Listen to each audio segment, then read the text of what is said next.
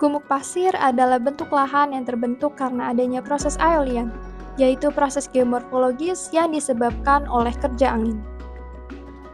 Salah satu gumuk pasir yang terkenal di Indonesia karena keunikannya adalah Gumuk Pasir Parangtritis yang terletak di pesisir selatan Yogyakarta, tepatnya di Kecamatan Kretek, Kabupaten Bantul. Arah dan kekuatan angin di kawasan Parangtritis menghasilkan tipe-tipe gumuk pasir yang berbeda. Contohnya tipe Barchan, transversal, parabolik, dan longitudinal dune. Gumuk pasir Parangtritis tersusun atas material pasir hasil rombakan proses marin yang diindikasikan berasal dari proses transportasi sungai-sungai yang berhulu di Gunung Merapi. Keberadaan gumuk pasir ini menjadi daya tarik tersendiri bagi para peneliti dan wisatawan dari berbagai penjuru dunia. Pada tahun 1972, gumuk pasir Parangtritis masih memiliki kondisi yang alami dengan bentuk barchan dan barchanoid dune yang tergolong besar dengan luas total kawasan 400 hektar. Namun, lambat laun, perubahan penggunaan lahan yang tidak terkontrol, serta masyarakat yang dahulu menganggap kawasan ini merupakan lahan kritis, menyebabkan luas gumuk pasir Parangtritis menurun drastis. Sebenarnya, bagaimanakah proses pembentukan gumuk pasir, dan material apa sajakah yang terdapat di sana? Oke, jadi Indonesia adalah salah satu negara yang terbentuk akibat proses subduksi, ya, dengan kecepatan subduksi mencapai 6-7 cm per tahun. Ini menghasilkan proses pengangkatan, ya. Jadi konsekuensi dari proses subduksi adalah adanya gaya tekanan yang kemudian mengangkat batuan-batuan yang umurnya sudah berumur jutaan tahun hingga puluhan juta tahun yang lalu. Ya, salah satu buktinya bisa kita lihat di pegunungan selatan ini yang tersusun oleh batu gamping, ya, batu gamping yang terbentuk pada daerah perairan dangkal, ya, pada umur Miosen, ya, Mison, dan kemudian mereka terangkat akibat proses pengangkatan, kemudian menghasilkan morfologi yang sangat unik, di mana di sini ada pegunungan yang tinggi mencapai 100 hingga 200 meter, dan di sebelah baratnya itu langsung berupa dataran rendah, ya, yang relatif dataran rendah.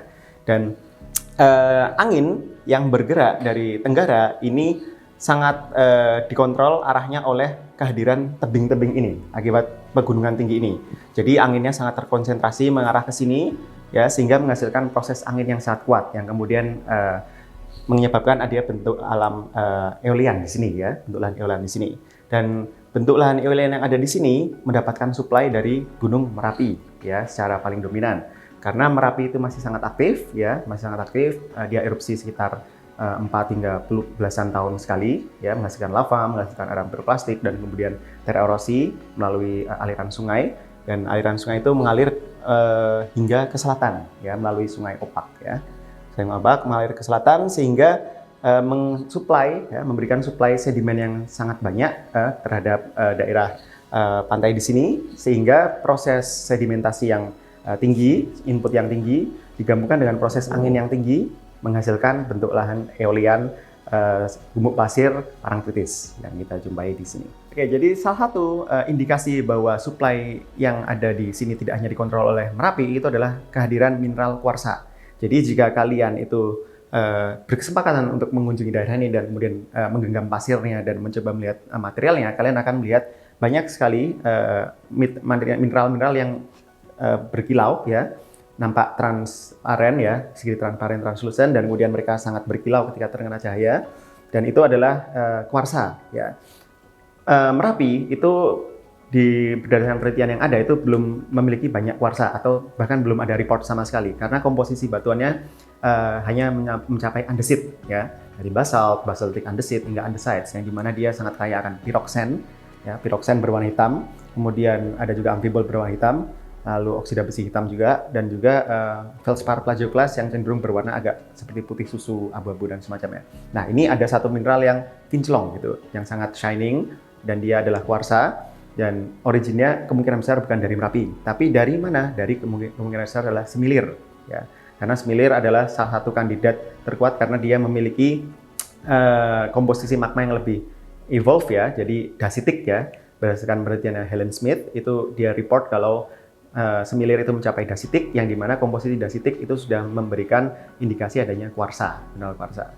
Jadi mungkin semilir, mungkin juga tambahan dari ngelanggeran, bisa aja amfibol dan kemudian piroksida juga dari ngelanggeran juga. Jadi ini perlu pembuktian. Nah, bagaimana cara membuktikannya adalah dengan melakukan analisis geokimia.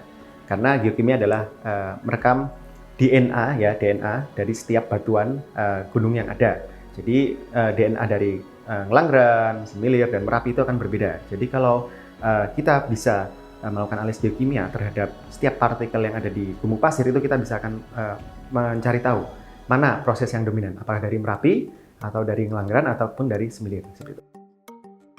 Sejak mulai berdirinya Museum Barchan yang kemudian berkembang menjadi Parantritis Geomaritim Science Park atau PGSP, pada sekitar tahun 2010, penelitian mulai digalakkan untuk mengkarakterisasi gumuk pasir.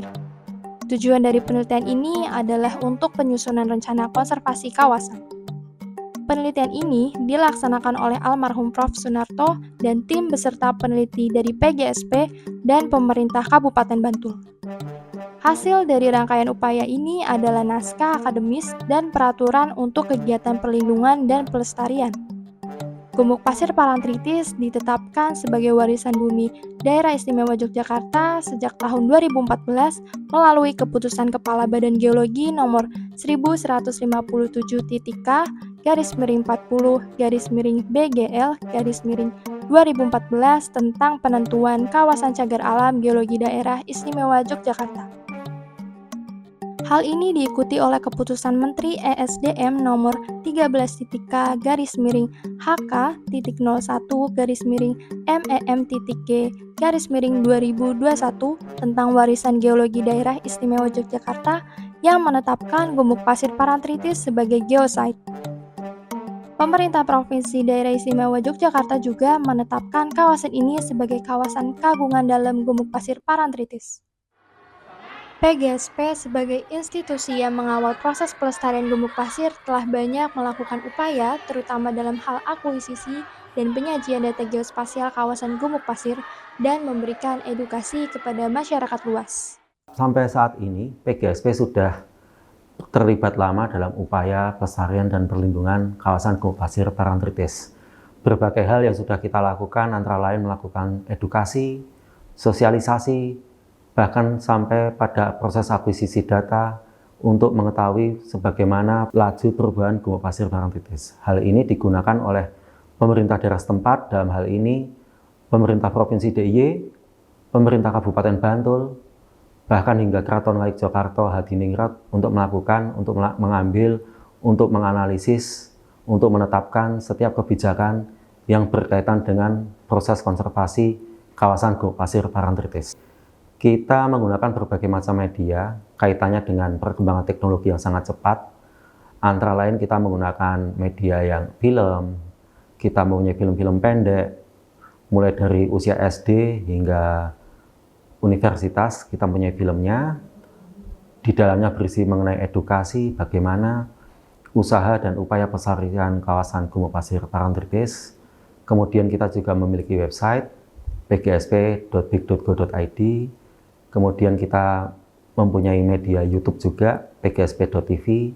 Di dalamnya tidak hanya ngomongin masalah fisik lahan, gumuk pasir, tapi kita juga ngomongin masalah bagaimana ngolah datanya, bagaimana kita mengakuisisi datanya, sehingga data itu bisa untuk siap digunakan. Harapan PGSP terhadap upaya pelestarian kawasan konservasi gumuk pasir ini antara lain bahwa PGSP itu tujuannya hanya satu, yaitu gumuk pasir itu tetap lestari. Udah. Kembali lagi ke ekosistem aslinya, kembali lagi ke ekosistem di mana dia terbentuk. Saat ini kawasan gumuk pasir sedang menangis, sedang sedih. Adanya berbagai macam aktivitas yang tidak sesuai dengan peruntukan aslinya menyebabkan kawasan gumuk pasir ini tidak dapat berfungsi secara optimal. Tetapi gumuk pasir ini tetaplah menepati janjinya kepada setiap manusia. Dia tetap menjalankan fungsinya. dia tetap memberikan kontribusi secara ekonomi kepada manusia yang aktivitas di sekelilingnya. Jadi harapan PGSP terhadap upaya pelestarian konservasi gumuk pasir ini adalah gumuk pasir tetaplah lestari. Itu saja. Data adalah hal yang sangat penting dalam penentuan pengambilan keputusan dan kebijakan, termasuk dalam upaya pelestarian dan restorasi gumuk pasir. Selain data geospasial yang bersifat airborne seperti pengambilan data foto udara menggunakan drone yang rutin diambil oleh PGSP, data pengukuran lapangan juga menjadi hal yang penting dalam penentuan zonasi dan upaya restorasi. Pembagian 3 zona dalam gumuk pasir juga merupakan hasil perpaduan penggabungan analisis data geospasial dan data pengukuran lapangan. Survei lapangan di bentuk lahan aeolian cukup mudah. Beberapa alat survei yang dapat digunakan seperti kompas, anemometer, dan komparator batuan. Untuk lebih mengenal bagaimana proses aeolian di sana dan menarik minat peneliti untuk mengembangkan penelitian di gumuk pasir, apa metode survei yang dapat dilakukan di kawasan aeolian tersebut? Bagaimanakah cara kita mengukur proses aeolian yang terjadi di gumuk pasir? Nah, ada beberapa cara. Salah satunya adalah menggunakan beberapa alat survei geomorfologi seperti anemometer, kompas geologi, dan juga sentrap atau sand sampler. Nah, yang pertama kita jelaskan adalah arah anginnya dulu. Karena proses aeolian yang paling dominan adalah angin.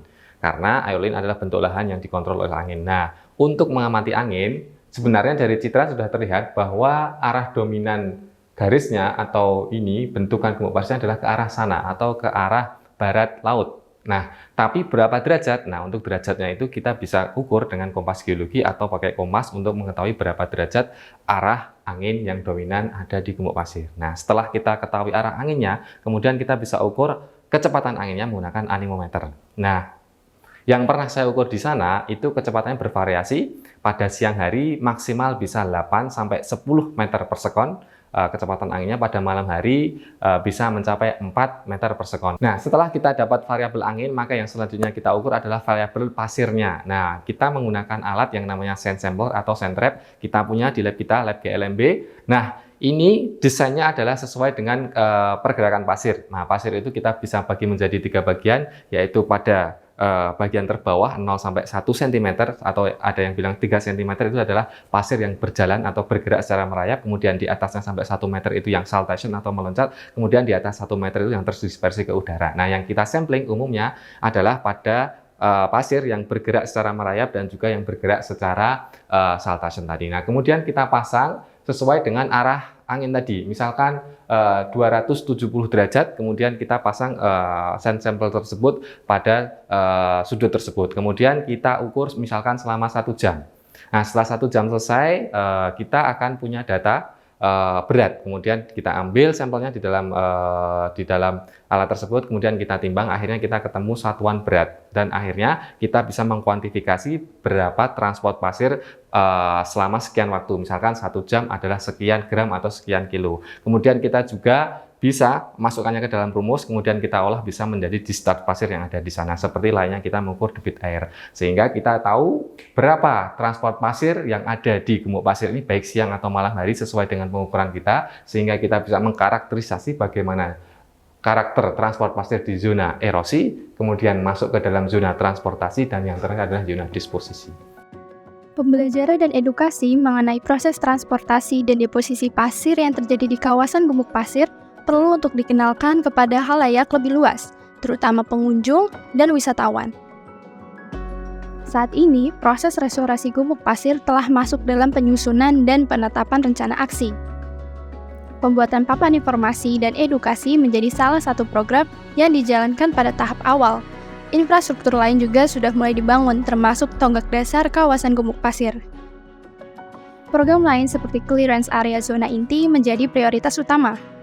Program tersebut diupayakan untuk meminimalisasi gangguan terhadap proses aeolian, sehingga zona inti gumuk pasir mampu dipulihkan kembali menjadi seperti kondisi di tahun 70-an hingga 80-an.